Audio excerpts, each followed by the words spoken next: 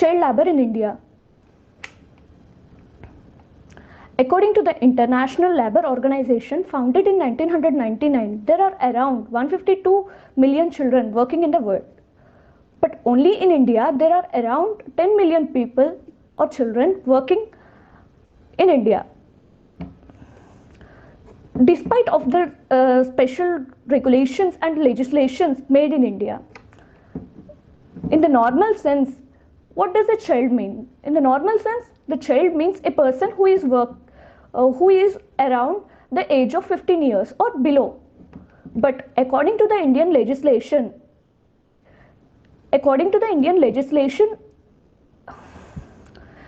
child labor means any person who is between the age of 14 years or below the age of 14 years. And an adolescent means any person who is under the age of 14 and 18 years of age. Let's get to the next slide. What is child labor? In the normal sense, employment of children in any manual work with or without payment is called child labor.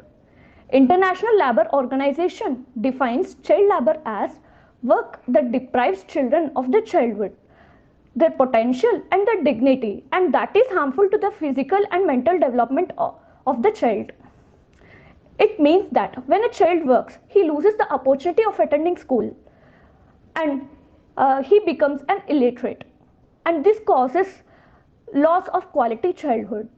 Working in factories or in hazardous occupations causes the health issues to the child and mental trauma. Now we will discuss about child labor and constitutional provisions. For the protection of rights of the working children, the framers of the Constitution included some special provisions. Those are right to education, which is defined in the Article 21A. It says that the state shall provide free and compulsory education to all the children under the age of 14 years.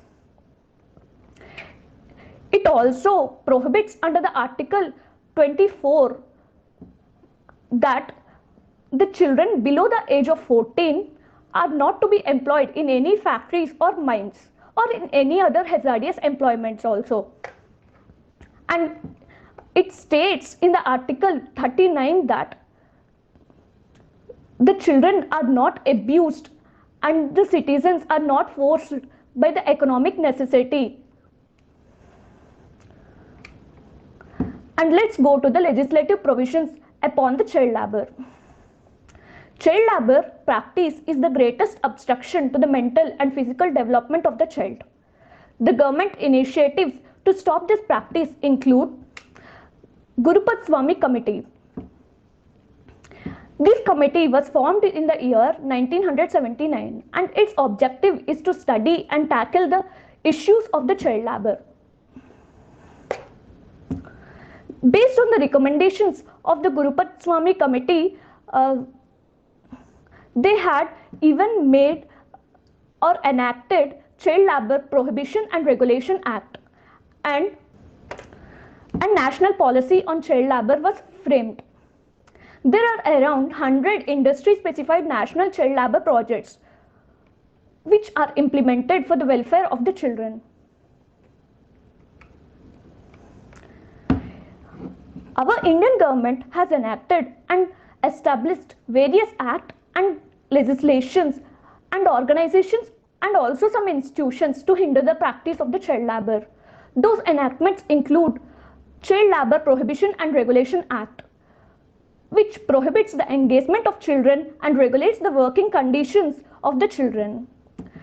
It also enacted the National Policy of Child Labor, which focuses on rehabilitation of the working children in hazardous occupations and processes, and it also supervises the policies concerning the child labor in India.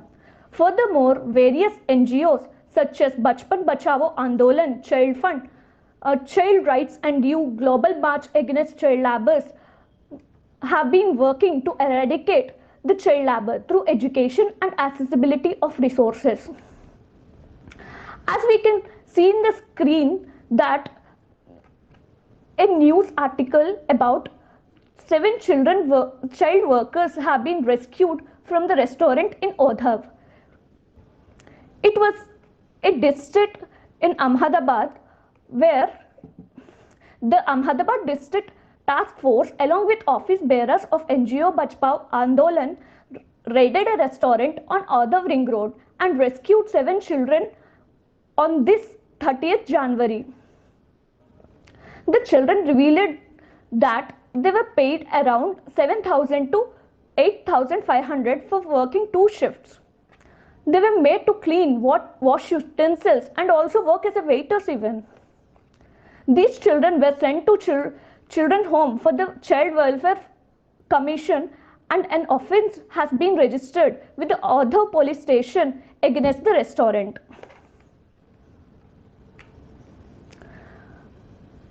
Let's briefly discuss about Child Labour Prohibition and Regulation Act 1986. The object of the Act is to prohibit the engagement of children in employment and to regulate the working conditions of the child.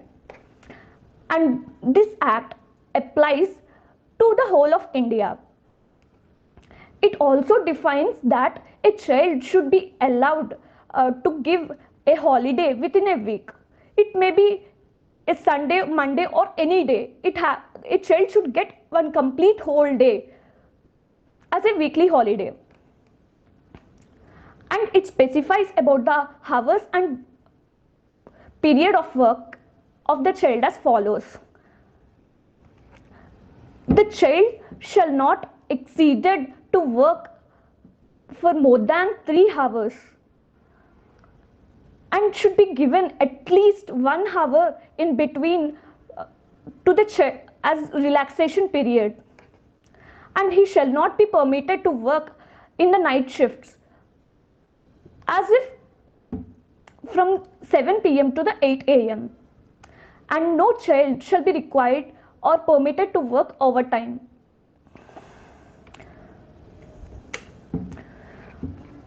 Let's discuss about the prohibition of employment of children in certain occupations and processes. We already discussed that no child or adolescent shall be employed or permitted to work in any occupation. But still, there are some exceptions when the child are permitted to work. When the child helps his family or the family enterprise, which is other than the hazardous occupation processes set forth in the schedule, they are allowed to work. But here, family means in relation to the child means his mother, father, brother, sister, and father's brother and sister. And mother, sister, and brother, sisters are also included. And as per this provision, family enterprise means any work, profession, manufacture or business which is formed by the members of the family with the engagement of certain other engagements or other persons. And these exceptions also include if a child works as an artist in an audiovisual entertainment industry, including advertising, in movies or in television serials or any other sports activities, except which is hazardous to the child. We can give an example of circus works. Penalties regarding the provisions relating to the laws of Child Labour Prohibition Act. Those penalties are for employing any child in contravention to the provisions of this act. The employer will be imprisoned for not less than 3 months exceeding to 1 year, or with fine not less than 10,000 exceeding to 20,000, or with both. Here the child is not punished, but the employer who is employing the child will be punished. If he again commits such offence of like nature, and he will be punished by imprisonment of not less than 6 months, which may extend to 2 years. Every person who is employing a child must maintain a register of certain details about a child. Those include how much time does the child work, how much the break period will be allotted to the child. Failure to maintain such a register, there will be an implementation of simple imprisonment which may extend to 1 month, or with fine which may extend to 10,000, or with both.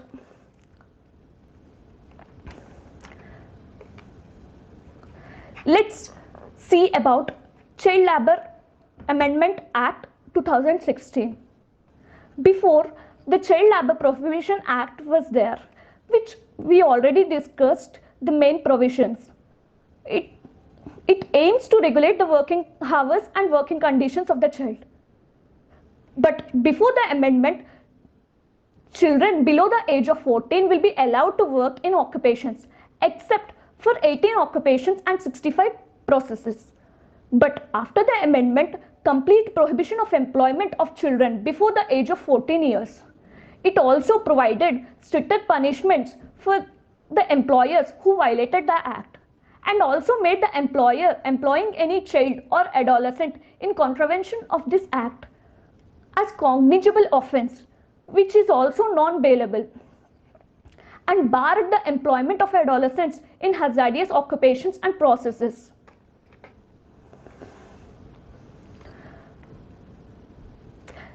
Let's see what are there in Child Labour Amendment Rules 2017.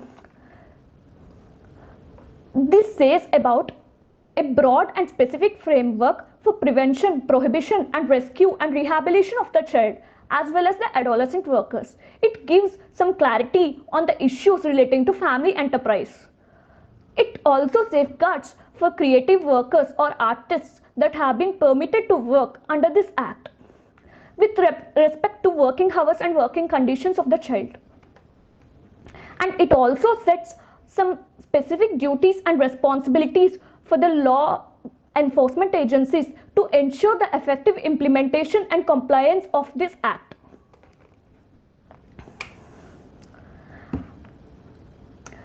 There are some other acts which gives the children protection against the child labor. Those include the Factories Act 1948. The Act prohibits the employment of children below the 14 years of age, and certain rules about the pre-adults. Pre-adults are the persons who are 15 to 18 years of age. And it also says about the Juvenile Justice of Children 2000. This act prohibits to employ a children in any hazardous employment and punishes them with a prison term. The Mines Act of 1952, this also prohibits the employment of children below the age of 18 years in a mine. And the Right of Children to Free and Compulsory Education Act, and this act mandates free and compulsory education to all the children 6 to 14 years of age.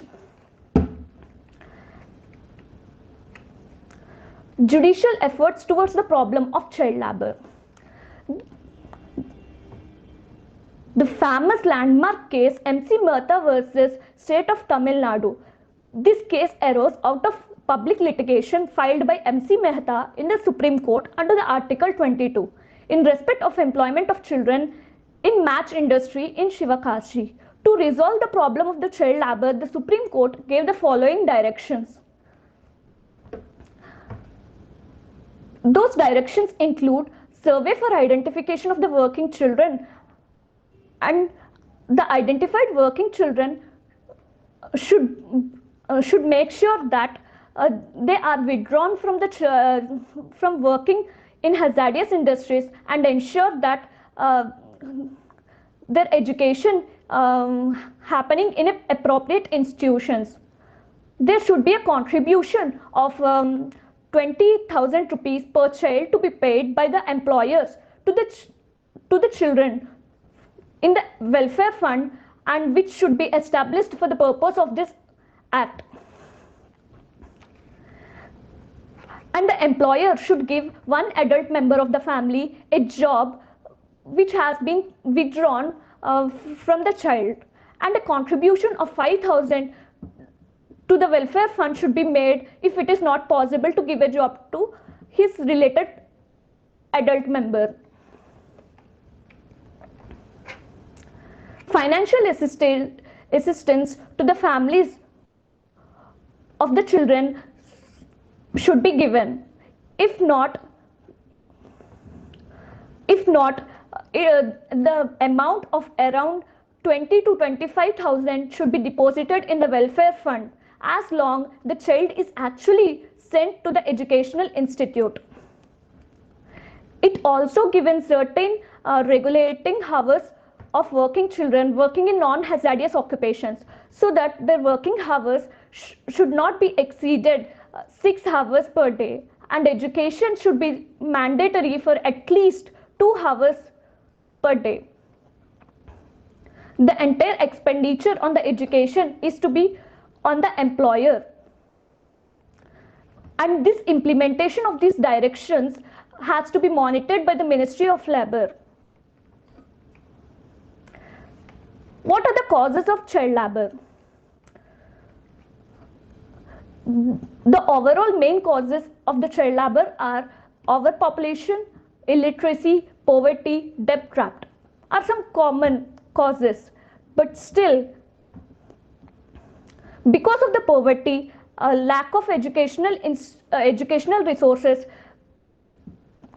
the children are working as child labour. So we can say that providing some solutions to the child labour may eradicate complete child labour in India.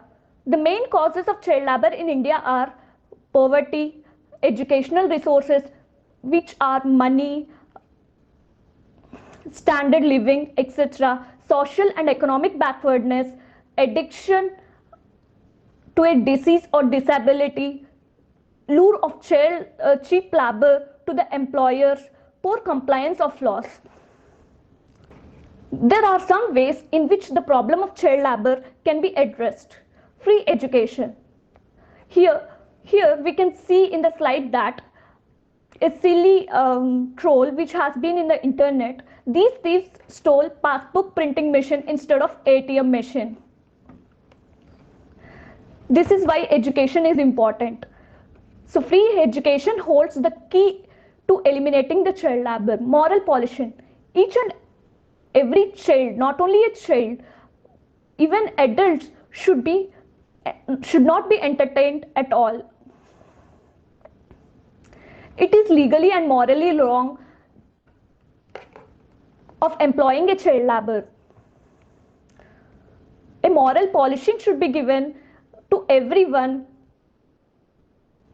about the child labour, and the illegality of the child labour should be known to everyone. The awareness should be created. And the solution to this problem may include creating demand for the skilled workers, because the child labour were not the skilled workers, and almost all the child labours fall in the category of unskilled workers. The demand of the skilled workers would create a solution to the child labour. Awareness. Creating awareness about the illegality of the child labour can also help in stemming the practice. Empowerment of the poor people. Poor people are the most affected by the child labour. The poor living standards and financial constraints sometimes make them unwilling participants in this child labour. Conclusion. I hereby conclude by saying that child labour should never exist. However, it is noticeable that people around the country hire children so that they will give a lot of benefit of paying low wages to them. One should not encourage child labour, and neither one should not let any other to hire a child to any job. Thank you.